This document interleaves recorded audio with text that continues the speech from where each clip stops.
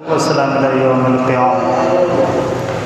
بخدمة الغوث من الغوث من الغوث سيدنا وإمامنا ومولانا وشيخنا وهادينا ورهبارنا ورهبار سماء سيدي ومرشد رہنمائی شریعت رہنمائی طریقت ہادی دین ملت نور مجسم سجد نشین حجر پاک قبلہ و کعبہ حضرت سید الشاہ یعصب علی القادری الحسانی والحسین الجیلانی البغدادی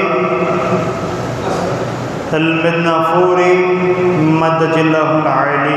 فقد قال اللہ تعالی فی کلامہ المجید والفرقانہ الحمید. فاعوذ باللہ من الشیطان الرجیم. بسم اللہ الرحمن الرحیم. ولو أنهم إذ ظلموا أنفسهم جاءوك فاستغفروا الله واستغفر لهم الرسول لوجدوا الله توابا رحيما. صدق الله مولانا العظيم وصدق رسوله النبي الحبيب الكريم. وقال رسول الله صلى الله عليه وآله وسلم علي مني وأنا منك. وقال تعالى في شان حبيب إن الله وملائكته يصلون على النبي يا أيها الذين آمنوا صلوا عليه وسلموا تسليما. اللهم صل على سيدنا مولانا محمد وعلى آل سيدنا شفيعنا.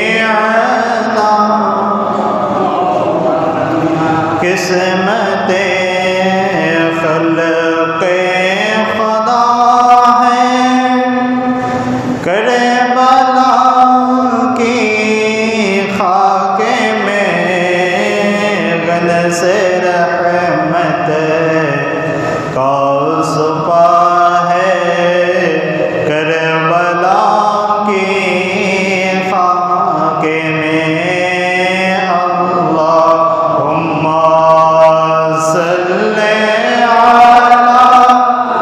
سیدنا مولانا محمد وعلی آل سیدنا شفیعنا. سر کٹایا شاہ نے ہم کو بچانے کے لیے. حشر میں ہم عاصیوں کو بخشوانے کے لیے. اللہم صل علی سیدنا مولانا محمد وعلى آل سيدنا شفيعنا. আলহামদুলিল্লাহ, সমস্ত প্রশংসা সে আল্লাহ সুবহানাহু ওয়া তাআলার দরবারে যে আল্লাহ রাব্বুল আলামিন আজকে আমাদেরকে এই পবিত্র আজিমুশ-শান এই পবিত্র রুস মুবারকে আখাসুল খাস মাকানে মুকাদ্দাস এই পবিত্র দৌলতদিয়া খানকাহ শরীফে যে আল্লাহ রাব্বুল আলামিন আমাদেরকে হুজুর পাক হযরত সৈয়দনা সৈয়দ শাহ রাশাদাত আলীউল কাদরি সবিউল হাসান আলাইহিস সালাতু ওয়াস সালাম পাকের এই মহাপবিত্র উরুস পাকে হাজির হওয়ার মতো তৌফিক দান করলেন. সেই শুকরিয়া আদায়ার্থে জোরে সোরে বলি আলহামদুলিল্লাহ. সেই সাথে মহান রব্বুল আলামিনের দরবারে আরও শুকরিয়া আদায় করি যে খোদাবন্দ কুদ্দুস মাওলা তাআলা আমাদেরকে আশরাফুল মাখলুকাত হিসেবে সৃষ্টি করে আখিরি নবী জনাবে মুহাম্মদ রাসূলুল্লাহ সাল্লাল্লাহু আলাইহি ওয়াসাল্লামের উম্মত হিসেবে দুনিয়াতে পাঠিয়েছেন, সেই শুকরিয়া আদায় করে আবারও বলি আলহামদুলিল্লাহ। আজকে জিনার উরসে পাক, তিনার নাম মুবারক হচ্ছে হজরতে সৈয়দনা সৈয়দ শাহ রশাদত আলিউল কাদরি উরফে সাবিউল হাসান হুজুর পাক, যিনি আমাদের ছোট হুজুর পাক কাবা ও কেবলার ছোট শাহজাদা পাক ছিলেন এবং বর্তমান সাজ্জাদানশীন হুজুর পাকের ছোট ভাই ছিলেন, যিনি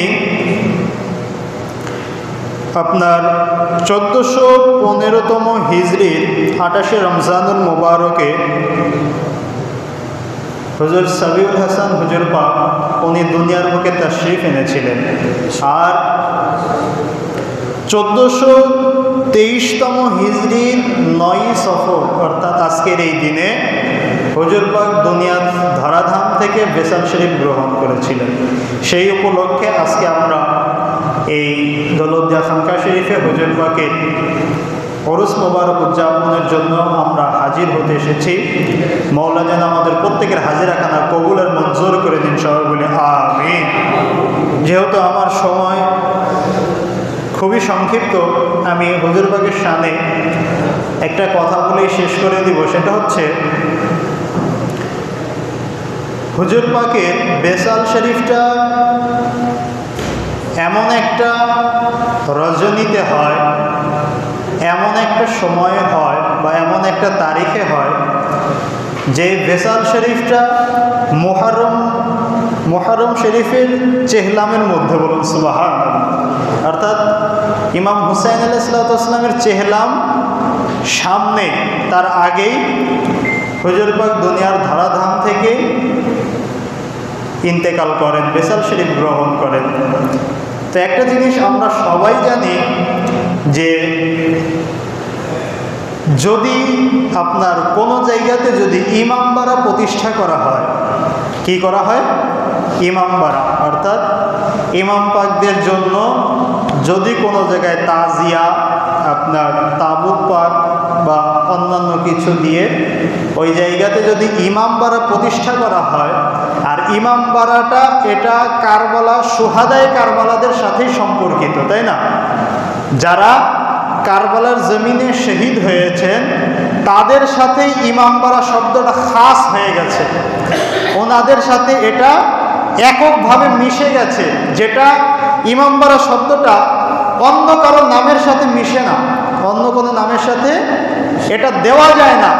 কিন্তু আপনারা জানবেন যে ভারতবর্ষের জমিনে আনখোরাতে একটা ইমামবাড়া শরীফ রয়েছে। সেটাকে যখন তৈরি করা হয়, তো তৈরি করার পরে ওটার নাম পাক কী দেওয়া হবে, ওই ইমামবাড়া শরীফের নাম পাক কী রাখা হবে? যেমন আমাদের দৌলতদিয়া খানকা শরীফে যে ইমামবাড়াটা রয়েছে, এটা হযরত আলী আসগর আলাইহিসসালামের নাম পাকের উপরে, তাই না? তো ওই আপনার ইমামবাড়া শরীফের নাম পাকটা কী হবে এটা যখন এখনো ডিসাইড করা হয় নাই, সিদ্ধান্ত নেওয়া হয় নাই, তো একদিন ছোট হুজুর পাককে স্বপ্ন দেখানো হচ্ছে যে এই আনখোরাতে যে ইমামবাড়াটা তৈরি করা হয়েছে এটা তোমার শাহজাদা হযরত সাবিউল হাসানের নামে রেখে দাও, বলুন সুবহানাল্লাহ। তো হুজুর পাককে প্রথমে যেই দিনকে আপনার স্বপ্নের মধ্যে দেখানো হলো, হুজুর পাক এটাকে ওইভাবে নিলেন না, কারণ ইমামবাড়া তো মূলত ইমাম হুসাইন আলাইহিসসালাম বা সুহাদায়ে কারবালা যিনারা শহীদ হয়েছেন ওনাদের নাম পাকের ওপরে হয়ে থাকে। তো হুজুর পাক এটাকে ওইভাবে নেন নাই। পরবর্তী দিনে ঠিক একইভাবে আবারও স্বপ্নে দেখানো হচ্ছে যে ইমামবাড়ার নামটা তোমার ছোট শাহজাদা হযরত সাবিউল হাসানের নামে রেখে দাও। তো হুজুর পাক দ্বিতীয় দিনেও যখন এটাকে এড়িয়ে গেলেন, তো উনি ভাবতেছিলেন যে ইমামবাড়া এটা তো ইমাম হুসাইন আলাইহিসসালামের জন্য হবে, এটা আমার বাবুর জন্য রাখবো, এটা উনি নিজে থেকে রাখতেছিলেন না। তৃতীয় দিনে যখন একইভাবে স্বপ্ন ওনাকে দেখানো হচ্ছিল, যে ওনাকে এইভাবে আরো বলা হচ্ছিল যে তোমাকে বারবার করে বলা হচ্ছে যে তুমি এই যে আনখোরাতে একটা ইমামবাড়া প্রতিষ্ঠা হয়েছে, এই ইমাম বাড়াটা তোমার শাহজাদার নামে করতে বলা হচ্ছে, তুমি কেন এটা করতেছো না? তখন কি করলেন? পরবর্তীতে 3 দিনের পরে গিয়ে হযরতে ছোট হুজুর পাক হযরতে সৈয়দনা সৈয়দ শাহ ওয়াইশেদ আলী আল কাদরি আল হাসান আলাইহিসসালাম পাক উনি কি করলেন? পরবর্তীতে গিয়ে ওই ইমাম বাড়ার নামটা সাবিউল হাসান হুজুর পাকের নামে রেখে দিলেন। বলুন সুবহানাল্লাহ।